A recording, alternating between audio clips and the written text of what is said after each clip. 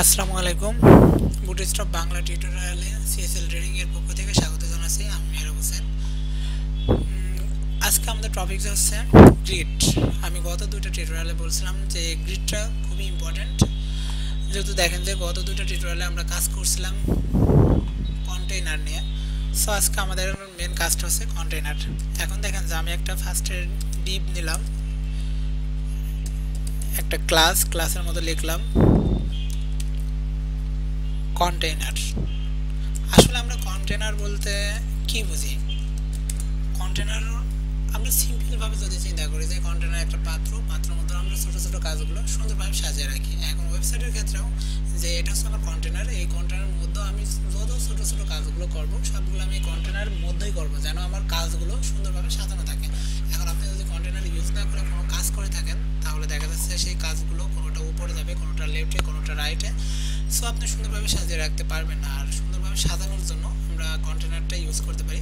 আসলে তো আমরা কন্টেইনার ইউজ করতেছি, কন্টেইনারের যে ক্লাসটা আছে, আসলে কন্টেইনার ক্লাসের মধ্যে কি আছে এটা তো আমরা জানি না। তো আমরা যদি জানতে চাই তাহলে বুটস্ট্র্যাপের যে সিএসএস ফাইল আছে এটা ওপেন করি, কন্টেইনারে যাই।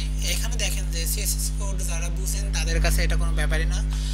এখানে জাস্ট লেখা আছে প্যাডিং লেফট, প্যাডিং রাইট আছে 15 পিক্সেল।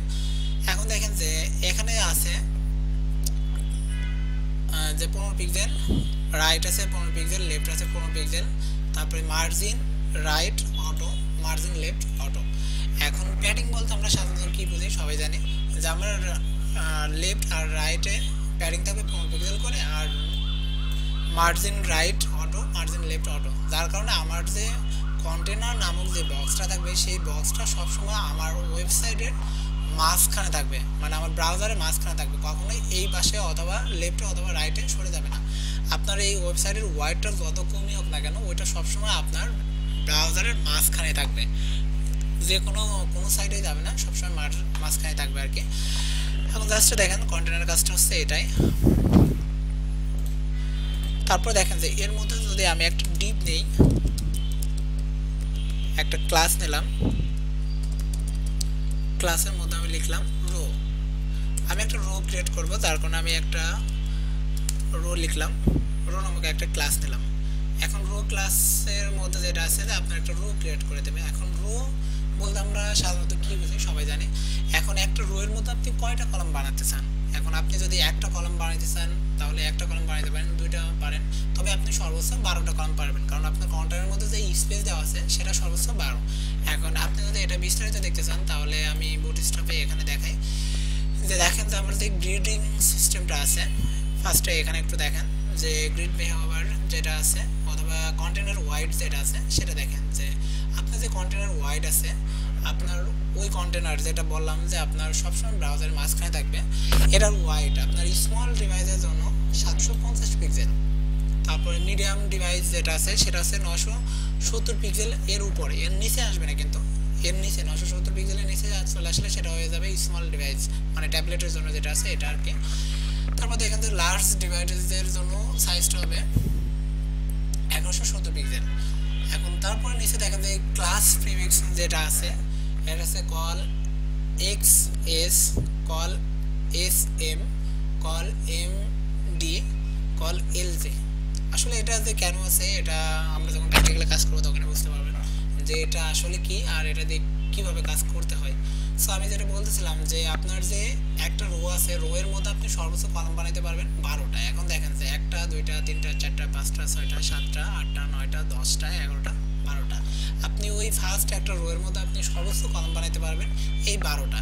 এখন আপনি যদি মনে করেন যে আমার যে 12টা কলাম আছে, আমার 12টা কলামের দরকার নেই, কিন্তু এই 12টা কলামের স্পেস নেই, আমি জাস্ট 2টা কলাম বানাবো, সেক্ষেত্রে আপনি এরকমভাবে 2টা কলাম বানাইতে পারেন যে আপনার ইচ্ছা মতো, যে আপনি ফার্স্ট যে 8টা কলাম আছে সেই 8টা কলাম নিয়ে আপনি বানাইছেন একটা কলাম, এবং বাকি 4টা কলাম নিয়ে কিন্তু আপনি আরেকটা কলাম বানাইছেন। তার মানে কি আপনার টোটাল রো এর মধ্যে কলাম আছে কিন্তু জাস্ট 2টা। তারপরে দেখেন যে তারপরের যে রোটা আছে এটাতে আপনি কলাম বানাইতে পারছেন 3টা। এখন প্রথম যে 4টা কলাম আছে সেই 4টা কলাম দিয়ে বানাইছেন একটা কলাম, পরের 4টা কলাম দিয়ে বানাইছেন একটা কলাম, তারপরের 4টা কলাম দিয়ে বানাইছেন আপনি একটা কলাম। এখন দেখেন যে আপনার টোটাল আছে কয়টা? 12টা কলাম। আপনি যদি মনে করেন যে আমি 12টা কলাম দিয়ে জাস্ট 2টা কলাম বানাবো, এখন প্রথম 6টা কলাম নিয়ে আপনি বানাইছেন 6টা কলাম, দ্বিতীয় 6টা কলাম নিয়ে বানাইছেন আপনি দ্বিতীয় কলামটা। এখন আসলে আপনি কলাম কিভাবে বানাবেন সেটাই আমি দেখাই। যে আপনি জাস্ট কন্টেনার নিছেন, কন্টেনারের মধ্যে আপনার যাবতীয় কাজটা করতে হবে আমি বলছি। তারপর দেখেন যে আপনার যে রো আছে, আপনি রোটা ক্রিয়েট করছেন, কিন্তু আপনার কলাম বানাইতে হবে। এখন আপনি যদি মনে করেন যে আমি 12টা কলামে ফার্স্টে বানাবো, আপনি ক্লাস, তাহলে এখানে লিখেন যে কল। এখন ওই জায়গায় দেখেন যে আমি ফার্স্টে দেখাইছিলাম এস এম। এখন আপনি যদি এস এম লিখেন তাহলে আপনার এই কলামটা হবে কিসের জন্য? আপনার যে স্মল ডিভাইস আছে সেই স্মল ডিভাইসের জন্য কলামটা হবে। বাট আমরা এখন ইউজ করতেছি ল্যাপটপে, সো আমরা মিডিয়ামটা দিই যে আপনার ট্যাবলেটটাও সাপোর্টেড হবে, ল্যাপটপেও সাপোর্ট হবে। সো আমরা এটা দিলাম কল মিড 1। আমার একটা কলাম নেই, আমি একটা কলাম বানাইতে চাচ্ছি, সেক্ষেত্রে আমি এরকম দিই যে আমার ডিপ শেষ, আমি এখানে দিয়ে দিই সরি ডিপ শুরু ডিপ শেষ। আমার একটা কলাম কিন্তু ক্রিয়েট হয়েছে, বাট একটা কলামের মধ্যে আমি কিছু টেক্সট লিখে দিই, না হলে তো আমি বুঝতে পারবো না যে আমার কলামটা হয়েছে কিনা।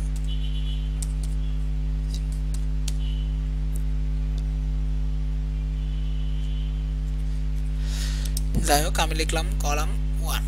এখন এটা যদি আমি সেভ দিই, এখানে এসে জাস্ট দেখেন যে আমি এটা রিলোড দিই, দেওয়ার পর দেখেন আমার কলাম 1 দেখাচ্ছি, কিন্তু আমি বলছি যে আমি কলাম বানাবো 12টা। সো আমি এটাকে কপি করে ফেলি,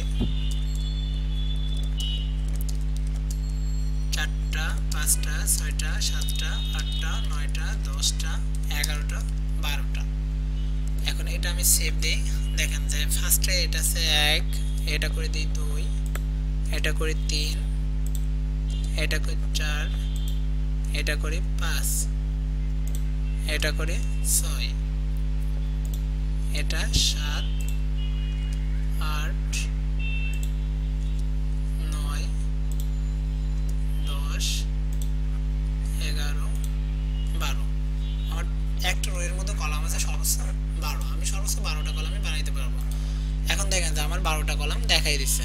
এখন এটা যে নিচে আসার কারণ আছে, কারণ আমার যে কলামের পরে আসলে আর স্পেস নাই, যার কারণে নিচে আসছে। তো সমস্যা নেই, আমার 12টা কলাম আমি বানাইতে পারছি। কিন্তু এখন যে আমার এটা তো আমার প্রথম রো, আমার প্রথম রোয়ে আমি 12টা কলাম বানাইতে পারছি, কিন্তু আমি চাচ্ছি যে আমার দ্বিতীয় যে রোটা আছে, এই প্রথম যে 3টা কলাম আছে সিম্পল দেখেন যে এই 3টা কলাম নিয়ে আমি আমার দ্বিতীয় নম্বর রোতে একটা কলাম বানাবো, পরের 3টা নিয়ে আরেকটা বানাবো, পরের 3টা নিয়ে আরেকটা বানাবো, পরের 3টা নিয়ে আরেকটা বানাবো। তার মানে আমার টোটালে আমি 3টা কলাম বানাইতে চাচ্ছি পরের রোতে। সো আমার তো আগে ওটা রো শেষ, আমি এবার দ্বিতীয় রো বানাই। আগে ডিভ ক্লাস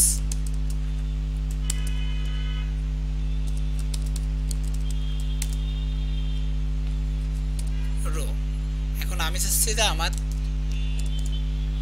কলাম বানাবো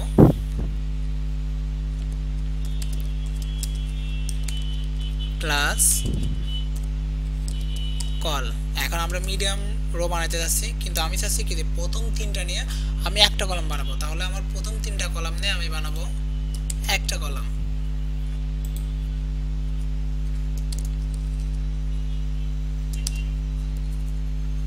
ডিপ শেষ, এর মধ্যে আমি লিখে দিই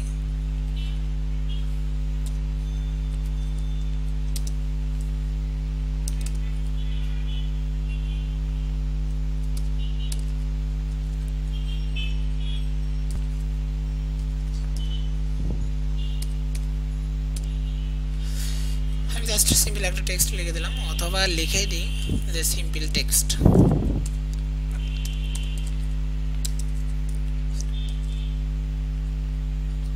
সিম্পল টেক্সট, এটা দেখেন যে আমার প্রথম কলাম শেষ। এখন আমি চাচ্ছি যে এরকম আমার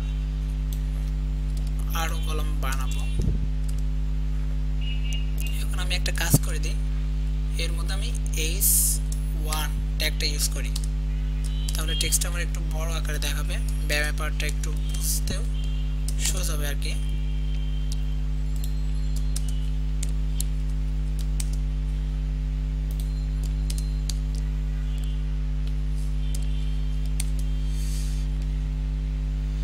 দেখেন আমি প্রথম যে 3টা কলাম ছিল, 3টা কলাম নিয়ে বানাইছি একটা কলাম, দ্বিতীয় 3টা কলাম দিয়ে বানাইছি একটা কলাম। তার মানে কি আমার টোটাল 12টা কলাম থেকে আমি 6টা কলাম দিয়ে 2টা কলাম বানাইছি। এখন বাকি কলামগুলো আমার বানাইতে হবে।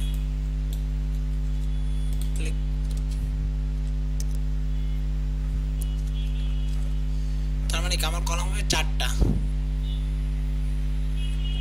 এটা যদি আমি সেভ করি, এবার এসে রিলোড দিই, এখন ব্যাপারটা দেখেন যে আমার ফার্স্টে কলাম ছিল কয়টা, একটা 12টা ছিল। 12টা কলামের জায়গায় আমি দখল করছি কয়টা কলাম দিয়ে, আমার 4টা কলাম দিয়ে। তার মানে কি আমার যে প্রথম 3টা কলাম আছে এই 3টা কলাম দিয়ে বানাইছি আমি একটা কলাম, পরে যে 3টা কলাম আছে এই 3টা কলাম দিয়ে বানাইছি আমি একটা কলাম, পরের 3টা কলাম আছে এই 3টা কলাম দিয়ে বানাইছি আমি আরেকটা কলাম, তারপরে যে 3টা কলাম আছে এই 3টা কলাম দিয়ে বানাইছি আমি একটা কলাম। এখন সাপোজ যদি আপনার এরকম কলাম আরও দরকার হয় তো আপনি এখানে বাড়াইতে পারেন, সমস্যা নাই। এখানে কলাম বাড়াবেন, দেখবেন যে আপনার ওই রো এর মধ্যেই নিচে অটোমেটিক আরেকটা রো ক্রিয়েট করার মতো হবে আর কি। দেখেন আমি আরও 4টা কলাম বাড়াই দিলাম, এই 4টা কলাম আপনার অবশ্যই এই প্রথম 4টা কলামের নিচে চলে আসবে। সো আমি রিলোড দিই, দেখেন যে আপনার প্রথম 4টা কলাম তার নিচে আর 4টা কলাম ক্রিয়েট হয়েছে, কিন্তু এই একই রো এর মধ্যে দেখেন যে আপনার কলাম কিন্তু 4টা, প্রথম 4টা পরে আবার 4টা, তার মানে আপনার টোটালে 8টা কলাম ক্রিয়েট হয়েছে। তবে 8টা কলামে কিন্তু আপনি 24টা কলামের জায়গা দখল করছেন আর কি। এটা হচ্ছে গ্রিড আর কি। আর আরেকটা বিষয় আছে যে সাপোজ দেখেন যে আপনি এখানে 4টা কলাম বানাইছেন, বাট আপনি চাচ্ছেন যে আপনি 2টা কলাম বানাবেন, কিন্তু আপনার এই প্রথম কলাম থেকে দ্বিতীয় কলামটা একটু দূরে থাকবে, আপনার মাঝে একটু ফাঁকা থাকবে। সেই কাজটা আপনি কীভাবে করবেন, আমি আরেকটা রো বানাই,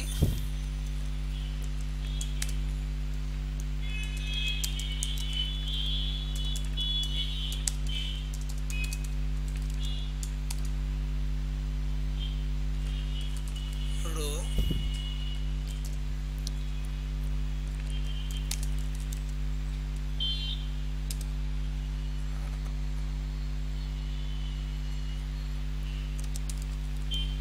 ক্লাস মি কল মিড 4, তারপরে আমি 4টা নিয়ে একটা কলাম বানাইলাম, এর মধ্যে লিখি টেক্সট,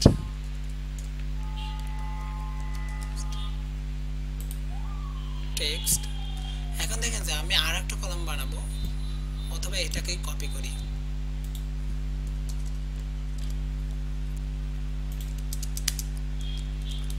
আমি এখানে 2টা কলাম বানাইছি, একটা রোর মধ্যে জাস্ট আমার 2টা কলাম আছে। এখন এটা যদি আমি রিলোড দিই, দেখেন যে আমার এখানে একটা টেক্সট আছে, এখান থেকে এই পর্যন্ত একটা কলাম, এখান থেকে এই পর্যন্ত একটা কলাম, কিন্তু আমার তো আরও স্পেস বাকি আছে। কারণ দেখেন তো যে এখানে আপনি লিখছেন সর্বোচ্চ আপনি 12টা কলামের জায়গা নিয়ে যে কটা খুশি কলাম বানাইতে পারেন, তবে সর্বোচ্চ 12টা।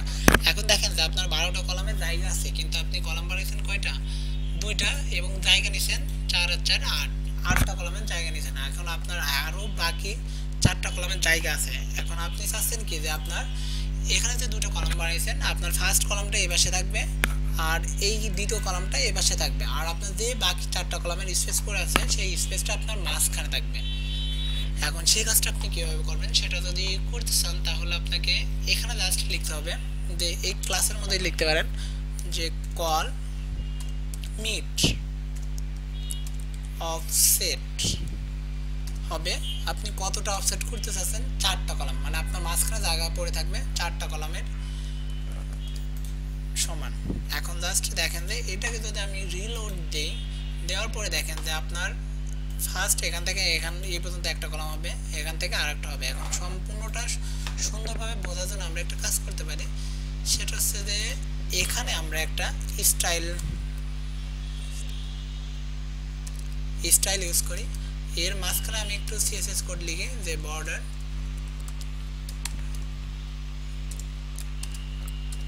1 পিক্সেল সলিড রেড। তাহলে দেখেন যে কি হয়, আপনি জাস্ট একটা আপনার রোটার স্পেসটা আপনি জানতে পারতেছেন যে এখান থেকে এই পর্যন্ত আপনার একটা কলাম।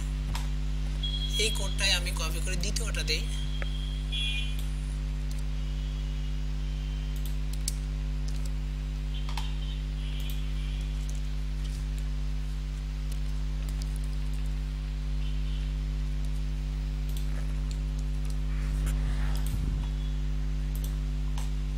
দেখেন আপনার এখানে টোটাল আপনি কলাম বানাইছেন কিন্তু দুইটা, কিন্তু আপনার যে মাঝখানে যে স্পেসটা পড়ে আছে এটা হচ্ছে আপনার এই কলামের জায়গা।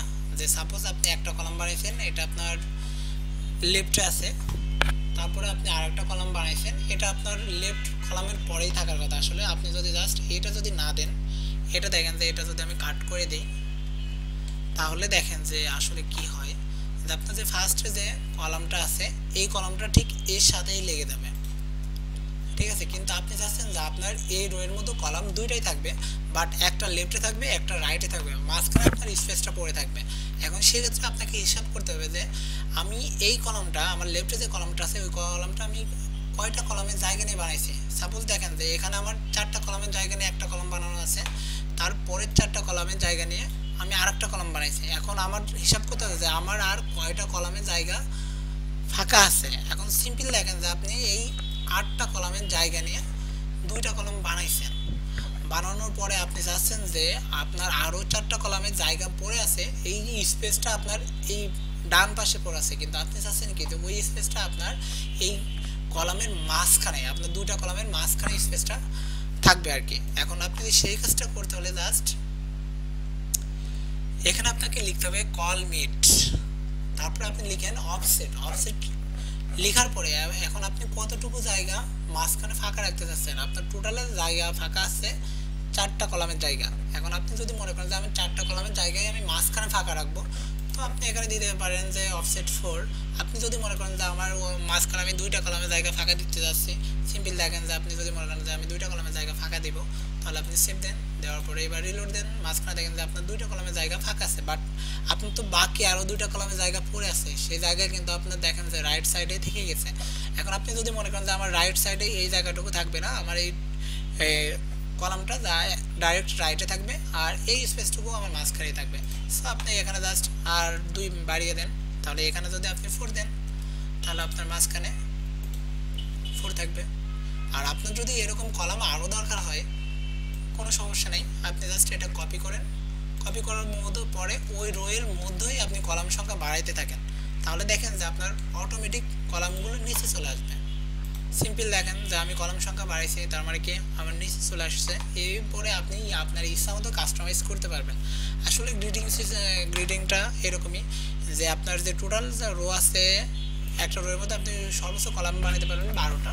এরপরে দেখা যাচ্ছে যে আপনি যদি মনে করেন যে এই 12টা কলাম নিয়ে আপনি একটা কলাম বানাইতে পারবেন। যদি মনে করেন যে আমার এই একটা কলাম নিয়ে আমি একটা কলাম বানাইতে পারেন।